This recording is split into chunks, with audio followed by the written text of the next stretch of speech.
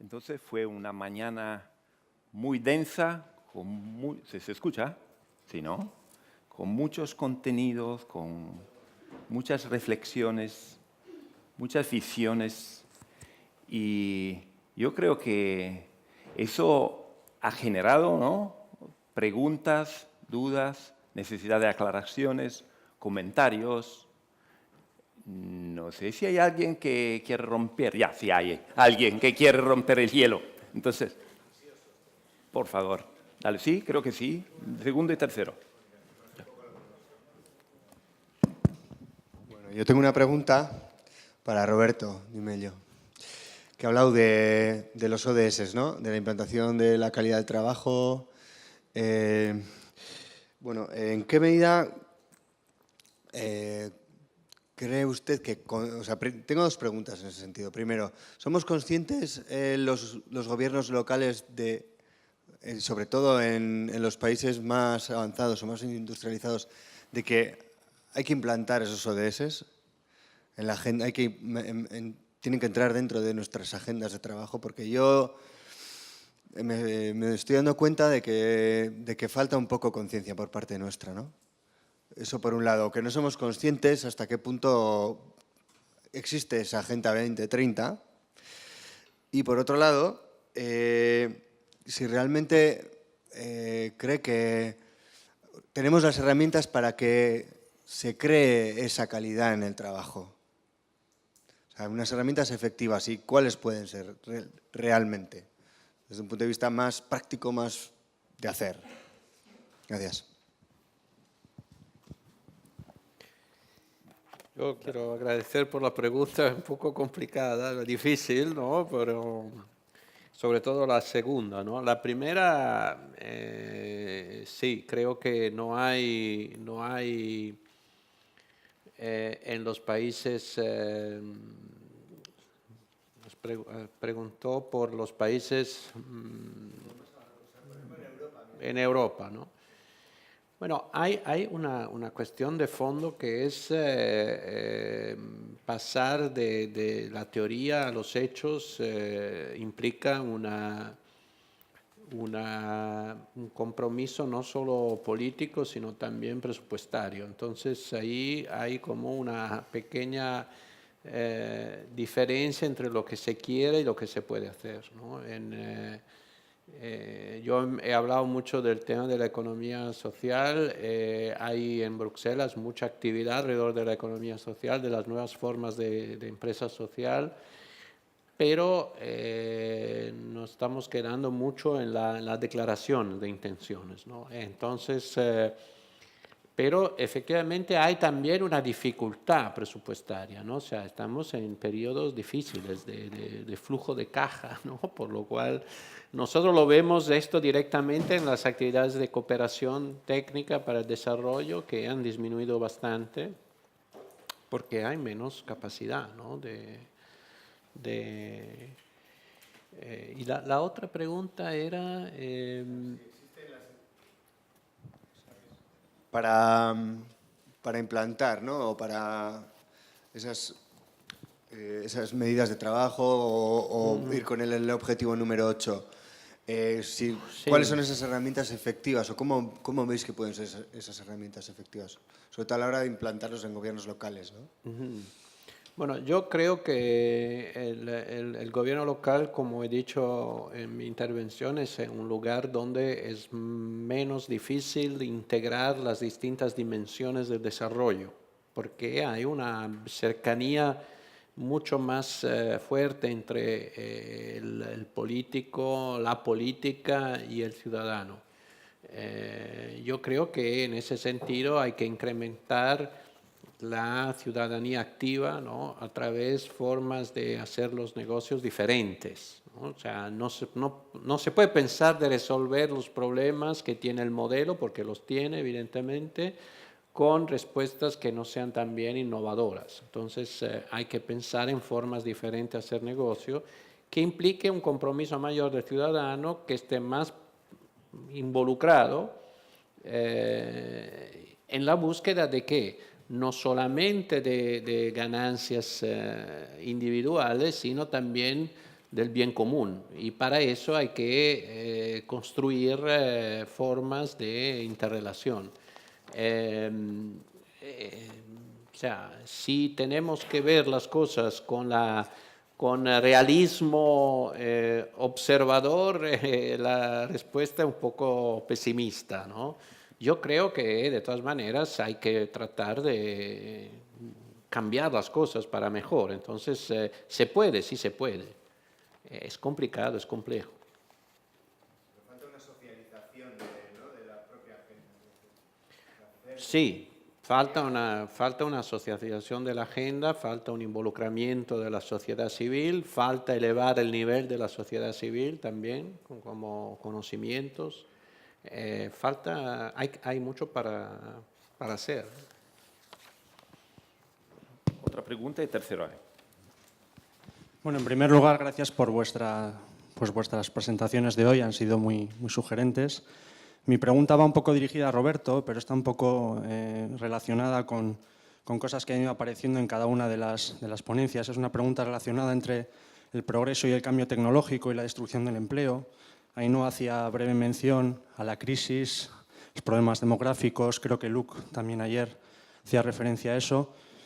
Bueno, vivimos en un contexto, y sobre todo durante todo el siglo XX, en que este debate entre progreso, cambio tecnológico, alta complejización, etcétera, ha ido paralelo a un debate relacionado con la destrucción del empleo y la generación de nuevas posibilidades. Según el Banco Mundial, 1 millón de personas accederán al mercado de trabajo en los próximos 10 años, mientras que se prevén perder para el 2030 casi 2 billones de puestos de trabajo, en un contexto en el que el autoempleo y la economía informal, como bien apuntabas, pues son cada vez más crecientes, ¿no? Y donde el empleo y la educación y las nuevas necesidades de aprendizaje son, digamos, las vías para combatir una creciente desigualdad e integrar, digamos, a través de la educación y el empleo a personas en proceso. Entonces, me ha parecido muy sugerente tu presentación, pero no me ha quedado del todo clara desde un punto de vista, sobre todo más enfocado en las generaciones más jóvenes, con una creciente despolitización, etcétera, y desinterés y desafección por la política también. ¿Cómo se prevé, digamos, combatir estos desafíos? Ya que, desde mi punto de vista, la estrategia de especialización avanzada y fabricación 4.0, bueno, habla de estos desafíos, pero siempre desde un terreno mucho más enfocado a la competitividad y a la productividad y no tanto enfocado a las necesidades sociales, que desde un punto de vista regional, de desarrollo regional y local, son fundamentales, ¿no? La integración de las personas en todo este proceso a través, como he dicho antes, del empleo y de la educación. Es una pregunta compleja, pero yo creo que... Gracias. Estamos empeorando como pregunta. Cada vez más sencilla, Cada ¿no? día, sí, Ya sí. vemos qué va a pasar luego. Bueno, la respuesta es, o sea, hay tantas diferencias a nivel de territorios que no hay una respuesta, ¿no? Yo creo que lo interesante, lo valioso para mí del enfoque territorial es que no hay una agenda escrita de antemano, sino que, como decía Bernard, visión, cooperación y personas. Entonces, el desarrollo territorial es tener una visión, compartirla, ¿no? Poner las personas al centro, ¿no?, de esa estrategia, ¿no?, y cooperar. Ahí dentro el tema de los jóvenes es fundamental, ¿no?, porque los jóvenes son, digamos, el presente y el futuro de cada sociedad. Entonces, creo que a nivel territorial, a nivel local, se puede integrar y se pueden tomar esas medidas de política pública que son más respondentes a las necesidades que hay en un determinado territorio, provincia local. Entonces, no tengo una respuesta, sino que creo que lo importante ahí es el enfoque y el enfoque territorial si aplicado con los principios que lo definen, ¿no? Participación, diálogo social, ¿no? La cultura local, los recursos locales, creo que puede dar soluciones que no pueden que ser puntuales por cada territorio. Yo creo que valga la pena para esa pregunta también darle una pequeña ronda con algunas reflexiones puntuales, porque en cada contexto, debido a del territorio cuenta, posiblemente hay una visión un poco diferente, ¿no? De cómo se puede abordar este desafío tanto grande que hay. Bernard, si tienes algunos comentarios, y luego Francesco, Paulo y Anúa.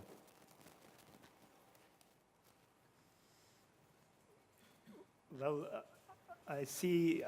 I'm rather optimistic about that.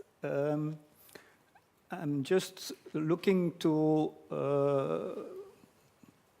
when I'm studying 20 years ago and the youth of today, due to smartphones, you can establish a company within a few hours together with your friends. 20 years ago, there were no smartphones, there was no internet. It was very much more difficult. And I see this entrepreneurial culture amongst youth very, I would say, enhancing. And I think it's more a broad phenomenon. We have also talked about how to implement, for example, sustainable development goals on the floor.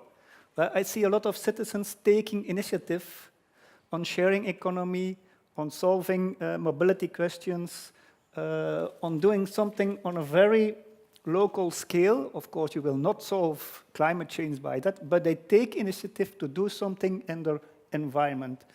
And technology, social networks, communication, availability of resources is helping them. You know that in Africa, the use of a mobile phone is the highest to do everything. So sometimes we have some different, or I will talk for myself, some static view on some things, while most of the things are very dynamic. And of course, it's also from, I'm always looking that the glass is half full. Some people see always that the glass is half empty. So that's also some cultural element. I tried always to see positive about that. As I said, what can we do about government? Creating the right environment. So we have a lot of also programs for all the educational system to come up with entrepreneurial activity. One of the most interesting projects that has also been adopted by UNESCO is very young children are dreaming about their machine. They are just dreaming from 3 to 5 years. And then the secondary school is elaborating on that concept, so to make that concept a bit more clear. And then the engineers at the faculty of university has to create that machine for their end work. So the children of 3 years, after 10 months, they can see their dream machines in practice. It's very important that you close the loop over all the value, all the chains in schools also. And I think that is, what we are really looking for also. Most of the education is still traditional, teacher before, children in the class. Of course, that's done. Young people can learn also entrepreneurs with a lot of, I would say, years experience and vice versa. You have massive online courses. You have all kind of learning activities. And I think this is a big challenge to renewal also our educational system towards the skills of the future. And there I think I see that in government, you have plans of education that takes years to change, or a big debate of something. That will not go by that. It must be more dynamic and I think much more in evolution and adapt to new ways of thinking and working of the young people of tomorrow. And that I think is a big challenge, the educational system of tomorrow. Thank you. Very nice. Just adding a few words, because I totally agree on this position. I would concentrate just my piece of answer to the need of the administration to raise the concept or to foster the concept of entrepreneurship in the young people. This is a phenomenon which is, of course, well developed in the Silicon Valley. We have an observatory of the Emilia-Romagna region in the Silicon Valley, not to copy, but to be inspired, hopefully. And this is something which is connecting real needs that must be picked up. And this is not an easy job, because you don't have to see of the need for today, but the need of maybe the next day.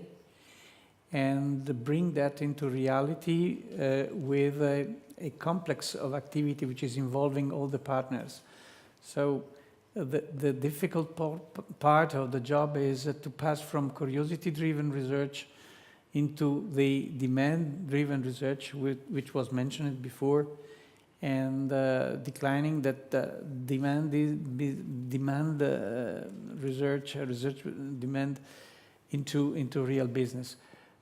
Young people have in our country and in several countries are not educated to take initiatives and to start from their idea, believing in their idea. They are always, or maybe sometimes, waiting for someone to hire them and to bring that into reality. The second concept, very shortly, is that we are looking to territories and to local needs, but we should also think that young people can consider the environment, the European environment at least, but not necessarily only the European environment at their territory. They can they can get informations and cultural instances, not only looking in Howard or in their territory. They belong to a society, and take advantage is not a demerit, is a merit. So I don't think that people should be encouraged to stay, but maybe to come back from a broader experience. Actually, this is a point that you raised also in your presentation. So possibly you can also comment on that, Santi. Yo creo que, bueno, por una parte estoy de acuerdo con Roberto, porque cada territorio tiene sus características. Hemos dicho que Guipúzcoa es muy industrial, es la región que mayor concentración de máquina herramienta tiene en el mundo, y esa máquina herramienta está evolucionando. Tenemos que evolucionar con el sector. Y yo creo que aquí está comprobado que la industria es la que genera el empleo de mayor calidad. Entonces, yo creo que tenemos que evolucionar con esa industria, generar ese empleo de calidad, a la par de ese 4.0, que es un tren que ya ha llegado y que no podemos dejar de pasar, porque al final vamos a dejar de perder puestos de trabajo o vamos a dejar de perder empresas, porque es un tren, lo que hemos dicho ya, que ya está en marcha. Y yo creo que luego dos claves, como comentábamos. Por una parte, el tema de la capacitación. Cada vez se habla más del sistema educativo, que tiene que ir transformándose también. Tiene que incluir todo el concepto de creatividad, tiene que transformarse. Y el concepto de dual, que ya las escuelas de FP aquí lo están trabajando desde hace tiempo y la universidad ya lo empieza a adoptar. Yo creo que eso ayuda también a ese concepto de evolución, ¿no? Y luego el concepto de emprendimiento. Emprendimiento, generar nueva actividad económica y generar nuevos perfiles de trabajo que van a ser los perfiles del futuro. Va a haber perfiles que no van a tener ese puesto de trabajo y se van a generar nuevos perfiles. Por eso la capacitación, la educación, yo creo que son ámbitos en los que ya tenemos que estamos trabajando, pero tenemos que incidir mucho. Muchas gracias. Había una pregunta pendiente allá y luego... Sí, Luque Uribe Echevarría, del Parlamento Vasco. Tenía una pregunta para el señor de Potter. Si he anotado bien, al cierre del año 2014, Flandes invirtió en relación a su PIB un 2,4 en el ámbito de la I+D+I. En el desglose de esa inversión, si no he anotado mal, el sector público, al parecer, invirtió el 1,67%, mientras que al privado le correspondió el 0,73%. De cara al 2020, el objetivo que tiene planteado Flandes, alineado con los objetivos de la Unión Europea, es llegar a una inversión global del 3% en relación a su Producto Interior Bruto en el ámbito de la investigación y desarrollo e innovación. Sin embargo, he creído notar, y ha notado así, que en este caso el objetivo sería que el sector público o al sector público le correspondiera de ese 3% el 1%, mientras que al privado le correspondiera el 2%. Bueno, yo creo que es una relación de 2 a 1, o sea, que el 66% lo invierta el ámbito privado y el 33% lo invierta el ámbito público. Creo que es lo correcto. Creo que cualquier sistema de innovación sano y mínimamente eficiente exige eso. Pero a mí lo que me llama la atención es la transformación y el cambio que se pretende dar desde el año 2014 al 2020, porque es, bueno, invertir completamente las cifras. Entonces, quería saber, bueno, cómo lo van a hacer, si están en camino y cómo lo van a hacer. Y si me permite una pequeña pregunta para la diputada Aizpurua, komentatu duzu, hildo estrategiko lau hien artean bat dala energia, gure lurraldea, energiaren biltegi batetan bihurtzea. Horrek esan nahi du, alde batera uzten dugula edo, bueno, ez dauzkagula baldintza, behar bezalako baldintzak, ez bakarrik biltegi moduan, bueno, aritzeko, baizik eta energia sortzeko, generadores de energía, solo almacenamiento, eskerrik asko. Entonces, la primera respuesta por parte de Bernard. La pregunta era así sencilla que tenía que... No, por favor. No, la pregunta sobre el balance, ¿no? Entre el porcentaje de la inversión pública y privada a efectos de la innovación, ¿no? De impulsar I+D, I+I. As already said, of course, you have the European goal of 3%. First of all, it's an input parameter. So it's important, but don't attach too much importance, because the input is one thing, how much you are spending in the R&D. Another point is, what is R&D? For example, there are a lot of measures on the federal level on fiscal deduction, but they are not, due to the rules, you cannot attribute them to the 3%. So it's a very complex issue. There is a paper on that. If you are interested, I can send you the paper, how we are dealing with the 3% issue. But nevertheless, in my view, it's important to have excellent knowledge base in the public sector, so universities and so on. I'm now talking my personal view. I think that's a contribution to the worldwide knowledge production. It's very important to be connected, that your universities are connected to the worldwide system. So collaborating with China, Brazil, US, Silicon Valley, Basque Country, and so on. The manner there is citations, publications, conference lectures, and so on.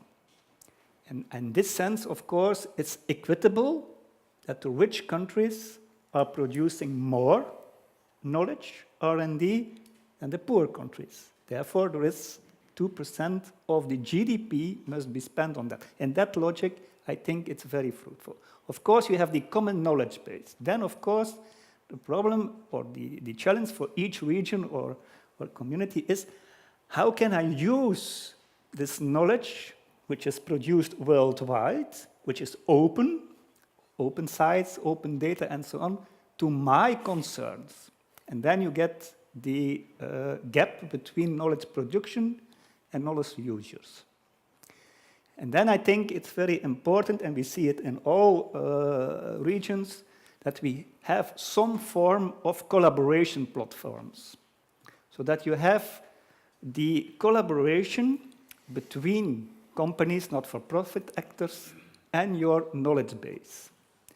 And of course, there are several types of knowledge players. First of all, in Belgium or in Flanders, for example, we have 20 companies that are producing 80% of the R&D output in private sector.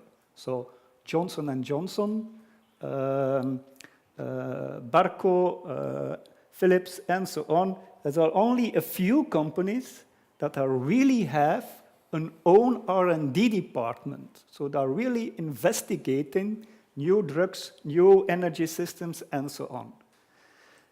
Then they have the majority of companies that has 1 or 2 or 5 engineers that already have the ability to communicate, because that's always a language problem also. Scientific people discuss in a scientific manner, and you have to translate this talk. So therefore, it's important that you, for example, have schemes that companies can hire at a low cost engineers and knowledge personnel. And then mostly you have also voucher systems that you can buy knowledge on a cheaper price for companies. So that's only a second group of companies. And then you have a whole broad of SMEs that don't even have any engineer or PhD in their, so you have these layers. For the layer with companies with R&D centers, there we have the strategic research institutes, which they have roadmaps, which they build up together with these big companies. And we are talking to these people. We have also personnel in our office, and there is a yearly meeting of talking if these roadmaps are still adequate, taking into account new challenges and so on. For the more SMEs that need some knowledge with some engineers, then you have the collaboration platform, cluster schemes, and so on, where you have also the connection. And then for the broad group of SMEs, there are the technical high schools, which is also very important for vocational training. And there is also a good connection between them, because as an SME, for example, is working in mechanics. It's important, these SMEs cannot follow what's going on in Singapore, Korea, and so on. But if he has a connection to the knowledge base, which has to be connected to the worldwide, indirectly, he can receive knowledge about new techniques, new business models, and so on, through this connection with the knowledge base. Now coming to, and we are fostering as the Flemish government, with €1 public money, we want to have at least more than €1 in the private sector. So how we will establish the 3%, and I'm coming to your, we want to have investments of public money, so the additional money now will go to, for example, cluster schemes, collaboration scheme, where one of the output parameters is, and we have also seen in the Italian scheme, we bring €1 in, show us that there are at least €3 coming back from contracts, services, and so on. And therefore, we will generate with the public money also the enhancements of the private R&D. But it's a complex issue because you must look to the target group. Of course, the R&D centers needs to generate more knowledge. For the other, the linkages between the knowledge system and the knowledge user is very important, and try to create as many possible linkages for the different target groups. Thank you very much for your very comprehensive answer. Yes, very. Please, Noah, if you can answer to the second part of. Yes. RIS-3 espezializazio adimentsio estrategia hori Europatik datorre, Eusko Jaurlaritzak barneratu du, eta diputazioak ere barneratu du, baino egin deguna da espezializazio handigo batera joan. Lehen aipatu bezala balore katea aztertu dugu lurraldean, eta ikusi dugu bai ezagutza agente eragile aldetik, bai gure enpresak zertan espezializatuta dauden, eta beste klaster da, beste ze eragile ditugun kontutan neukita, mugikortasun jasangarri hori, elektromobilidadea, hidrogenoa, gaza kontutan eukita, energi biltegiratzea beti izango da klabea. Orduan, beraz, biltegiratzean sakonduko dugu, eta gero mugikortasun horretan pixka bat aplikatu egingo da. Ikusten dugun arlo oso zabala da, eta guk ere espezializatu egin behar dugula. Gehien bat hor sakonduko dugu.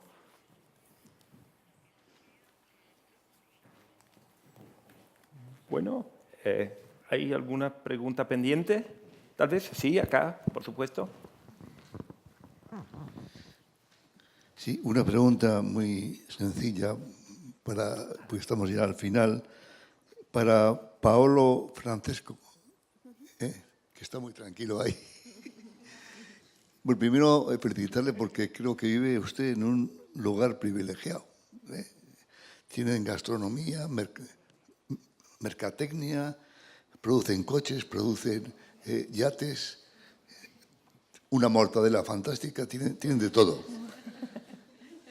Entonces, yo quisiera preguntarle a usted sobre un tema que ha dicho, sobre el tema de la salud. Aquí usted ha mencionado que la industria de la salud consumen un 9% de los presupuestos, dado que aquí también vamos a inaugurar un centro en Pasaia, como ha mencionado la diputada, que se va a dedicar al tema de las biociencias. La pregunta es, ¿ese 9% a qué lo dedican? ¿A qué tipos de productos? ¿A qué tipo de servicios? ¿A qué tipo de investigación? Por ejemplo, aquí en este momento estamos investigando mucho el Alzheimer, etcétera, etcétera, enfermedades crónicas. Eso es competencia de los departamentos de salud. ¿Qué tipo de actividades hacen ahí? Para que comparativamente los comparamos aquí. Gracias. Well, I'm sorry, I'm not so, let me say, expert in health, but I can give you some answers. We have a large sector looking to health, and namely to the aging people. You mentioned some typical disease related to the aging, Alzheimer, and I can give you just a spot example. We have a laboratory, which is a private laboratory, a foundation, which is dealing exactly with that. It is not, let me say, a comprehensive answer, but this is just the monitor that we are very sensible to that. And the regional health system is renewed, is named for its efficiency, and there is a large space to look at the aging people. We have in the lines that you have seen, we call active age line. The active age trajectory is the one of the most important, because it's not just enough to increase the life's expectation, but also to increase the active life expectation. So don't ask me to give you detailed examples, but this is one of the 3-4 major lines, because in the future, the total budget for health and for sanitary use is increasing from 9% to 19% in the next 20 years. 19% is not affordable from any point of view in an administrative budget. So the gap between what it is today, the expenditure, and what could be the expenditure without having any actions to correct them is really the focus we have in our health system. So don't ask me, I'm a mechanical engineer, details on that, but this is one of the key points of our administration. It is also, the sanitary is absorbing about half of the total regional budget. So looking to that, I think we have special attention. But if you want to have more information, you can address to me, and I can give you my business card, and I will be happy to give you some more detailed information. Thank you. There is a very short comment from part of Bernardo. Short, please, because we have Russian. Yeah. I do very short, yeah. Yeah. So I think in Flanders we have a well-elaborated system on, for example, also ambient assisting living. If you look to the instruments, and the first generation of instruments is funding research. Then the second level is to have an ecosystem, incubators, venture capitalists, IP system, and so on.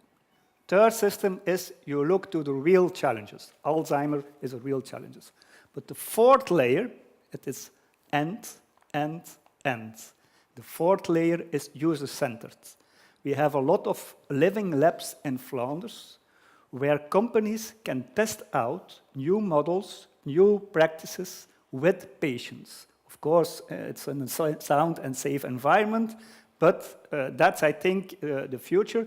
And also for the government, we are talking about experimentation zones because the law doesn't allow a lot of things in regular issues. So we make some temporary exceptions that some companies can test out in a real environment new products and services, for example, to disabled or elderly people. But it's end. Thank you very much. Alfonso, you have some... Yes, thank you, Paulo. Pare bat galdera jarri nahi du mahai gainean, eta bata da Ainoarentzat eta bestea Mai Osoarentzat. Lehenengo Ainoa oso gainetik aipatu duzu, baina nik uste gurean oso problema zorrotza dela dugun kolaborazioen falta, ez? Osea, kultura hori oso kurioso da, zergatik auzolanen herrian bertan, gero falta zaigu kapazia hori elkar aritzeko, ez bakarrik agente ezberdinen artean, baizik eta agente bakoitzaren baitan ere, ez? Unibertsitate artean, enterpresen artean, eta barrez. Nik ez dut uste hau, nik uste dut oso gurea dela kontua, baina nik uste dut beste herrialdetan ere antzeko problemak izan dituztela. Paulok aipatu du nola konfidantza irabastea momentu baten Emilia Romagnan enterpresa eta unibertsitate artean izan da jorratu behar duten bide bat, ez? Orduan nik uste dut oso abesgarria, oso ona izango zen guretzako, izatea nola baiteko erreferentzia edo saiatu ikasten, zer egin duten beste lekuetan gainditzeko oztopo hori, ez? Eta nik uste dut gurean oso oztopo handia dela. Ez dakit nola ikusten duzun edo posible izango zen, ez? Eta, Paulo, Sarah, I would like to go back again to the problem of the young people, because in my thought, young people is becoming a new class in mass systems, a new class with own objectives, with own problems, and that has many positions against other classes in our society, no? And when you talk about young people, politicians, the agencies, there are many proposals about young people, but without young people. And I think that here we have a problem, and could be interesting for everybody to think how to connect with them, how we deal with them, because we can't cope with this new class if you don't know really which are their interests, which are their own criterion about the present and about the future. Muchas gracias. Tal vez puedes contestar. Benetan ados, Alfonso. Nik uste dut auzolana naiz eta ohitura eta tradizio handiko gauza bat izan hemen Gipuzkoan batez ere, ez? Azken finean, eta nik uste guri eta aldundian oain lanean gauden taldean ere, goitik begiratuz gero, konturatuzea zer zaila dan elkarlan hori bultzatzea eta egitea, ez? Nik uste dut, azken finean kompetentzia diren bi eragileen artean erresago ulertu daiteke, desberdinen artean ere kostatu egiten da, eta gure errealidadea da txikia garela eta hori bultzatu behar degula. Eta nik uste gaur aipatu ditugun etorkizuna eraikiz, Gipuzkoa sarean, adibide direla lurraldearen errealitate hori kontutan eukita eta gure eragileak ere ezagututa pixkat elkarlan hori bultzatzeko, ez? Askotan izaten da tamaina lortzeko, beste batutan izaten da gaurkoa bezala esperientzi desberdinak ezagutu eta batez ere ikasi eta gurera aplikatzeko, baino bultzatu beharreko zerbait. Eta nik uste aurrerantzean ere horrelako jardunaldi eta esperientzi eta martxan jarriko ditugun lerro horiek hildo horretan joango direla.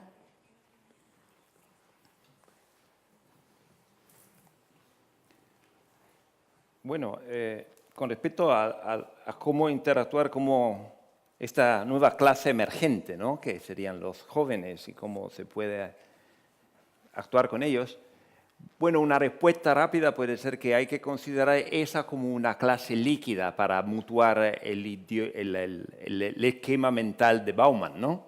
Es decir, que Bauman habló de una sociedad líquida, ¿no?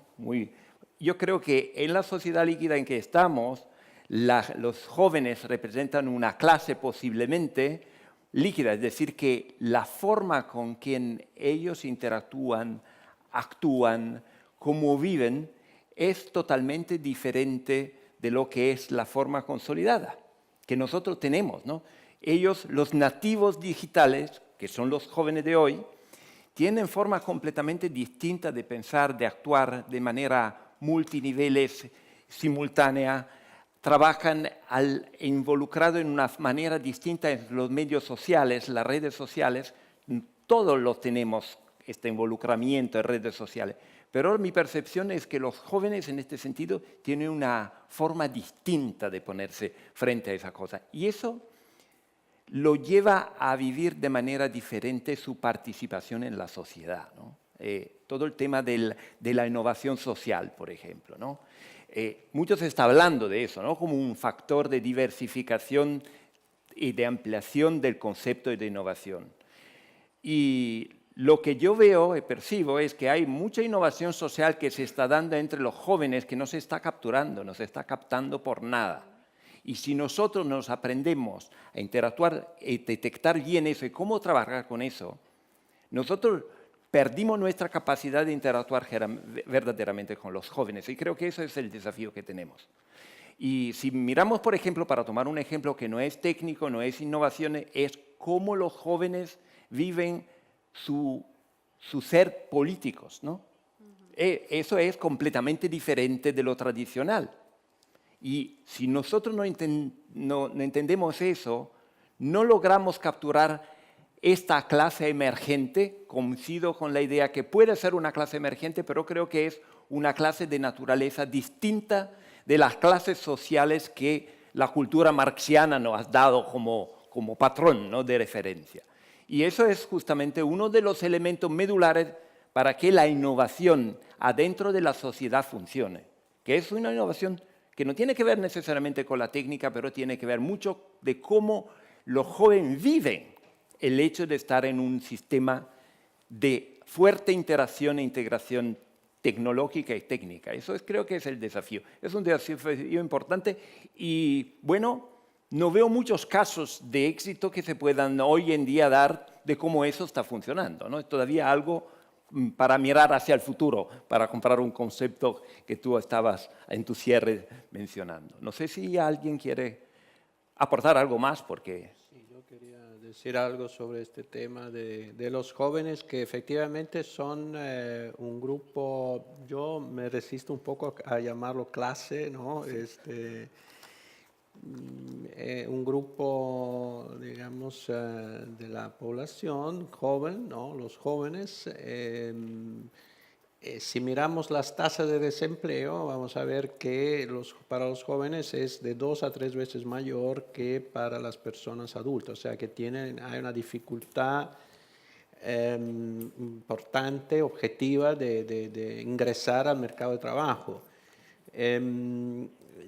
Yo, más allá de lo líquido, veo el joven como una persona que lo que quiere es ingresar, incluirse en un mercado de trabajo, encontrar la forma de ganarse un salario, de tener un proyecto de vida, ¿no?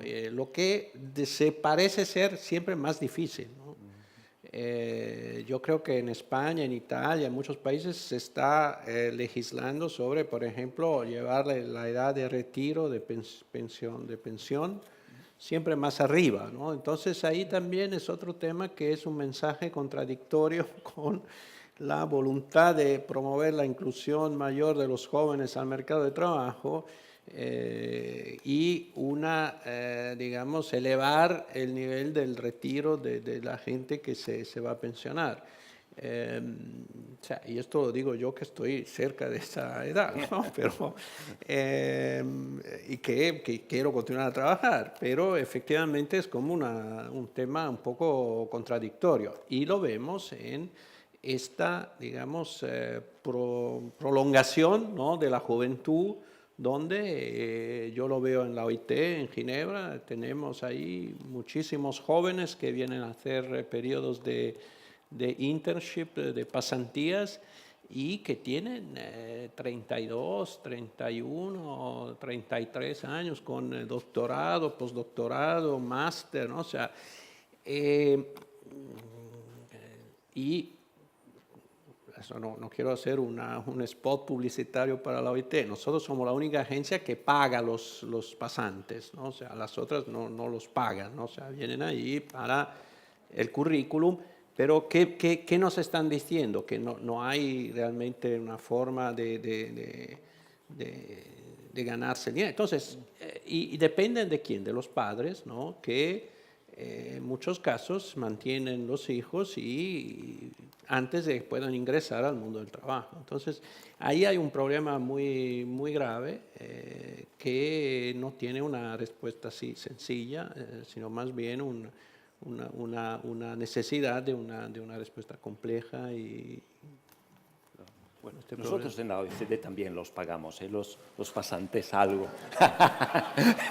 Bueno, pero la OECD no está en Ginebra. No, eso es cierto, en París. Pero... Yo hablaba de las que están en Ginebra. Ah, bueno, no sé, pero me parece bien. Me parece sí, bien. No, o sea, claro, es lo mínimo. Bueno, aquí tienen 2 ejemplos de agencias.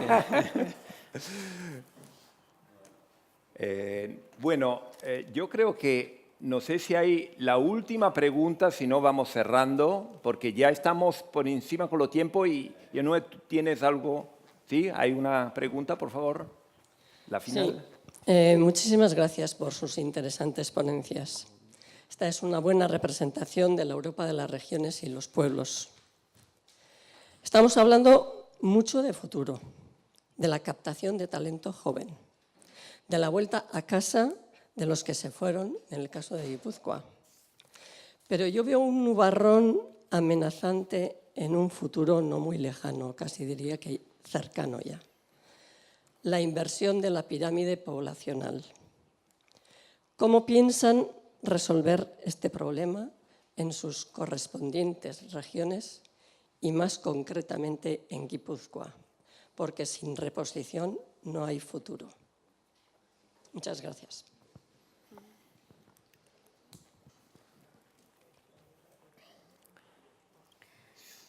¿Quién quiere contestar a esta pregunta final así simple?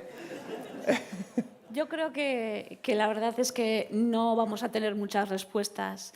Es un problema evidente, no de futuro, sino de realidad, más en Guipúzcoa. Yo creo que hace un día o 2 venía un artículo sobre la situación de Guipúzcoa y es uno de los retos. Yo creo que estamos hablando de desafíos de futuro, pero ese es un desafío de presente. No es fácil. No es fácil. Yo creo que aquí, como en todo, tenemos que colaborar también todos los agentes y toda la sociedad, ¿no?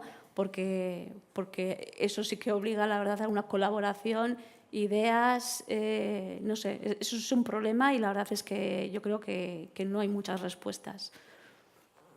Por favor, una respuesta por parte tuya, Bernarda. I will just now speak personally, not from my function, to be sure. But 100 years ago, the parents of my parents, there was no labor in Flanders, Belgium, and they went to Canada for farming. So there was then already immigration to look where the jobs are. And I think it's a very difficult issue and very sensitive issue. There are knocking a lot of people on the door of Europe, and we will need them. But the mindset of the people is not open to that. I think it's a very big problem for the next years. Bueno, vamos cerrando, creo que ya estamos con eso. Yo quisiera, antes de pasarle la palabra a Ainhoa para el cierre, simplemente resaltar algunos mensajes, ¿no?, que surgieron de esos 2 días de trabajo bien densos, con muchos aportes, muchas reflexiones, solo intentando resumir de forma muy personal, porque creo que es imposible pensar hacerlo de forma sistemática, algunos mensajes que surgieron de esos 2 días, como elementos que quizás podemos traernos al volver a nuestros hogares desde esos 2 días. Primero, sobre el tema de desarrollo local y innovación y de cómo las cosas se van desarrollando en este sentido, yo creo que hay un elemento que fue resaltado por todos los relatores, que es el tema de la gobernanza. La gobernanza como dinámica multiniveles, multiactor, que tiene que ser colaborativa, incluyente y participativa. Eso creo que es un elemento fundamental. Si no se logra buscar forma para gobernar esos procesos complejos, rompiendo las barreras que hay, trabajando más de forma integral, eso va a ser un elemento para efectivamente poder aprovechar las oportunidades que se dan, porque eso es. Otro elemento destacado, segundo, tengo 6 puntos. El enfoque adaptado al lugar, ¿no? No existen recetas generales buenas para todos los contextos. Hay que pensar con una visión global, pero luego hay que tener una capacidad propia de actuar a nivel local. Eso tiene que ver con el cómo hacerlo, y el cómo tiene que ver con el empoderamiento local de todos los actores, y también un elemento que alguien mencionó durante esos 2 días, que es el tema del liderazgo. Yo creo que también el tema de la cooperación, ¿no?, y luchar, enfrentar el tema del hecho que finalmente no se logra articular entre distintos actores, tiene mucho que ver con el liderazgo propio de los contextos locales. Y bueno, eso tiene que ver con la compatibilidad, con el aprovechamiento de los activos locales, tiene que ver con todo el concepto del desarrollo económico local según el enfoque de la OIT que bien nos expresó Roberto. Tiene que ver con la capacidad propia de establecer un ecosistema local, generalmente, para la innovación, pero un ecosistema local es un sistema que funcione de por sí como tal.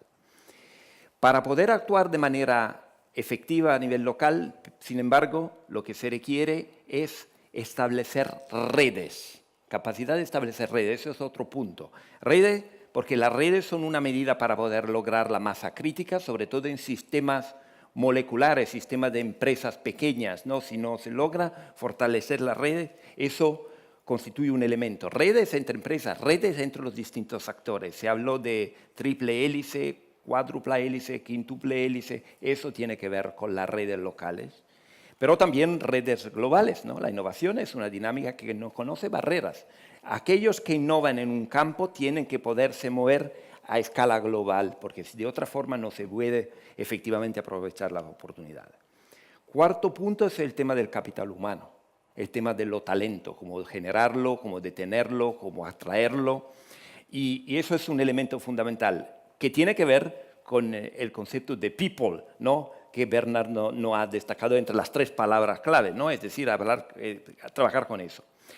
Creo que esa es condición previa para cualquier cosa.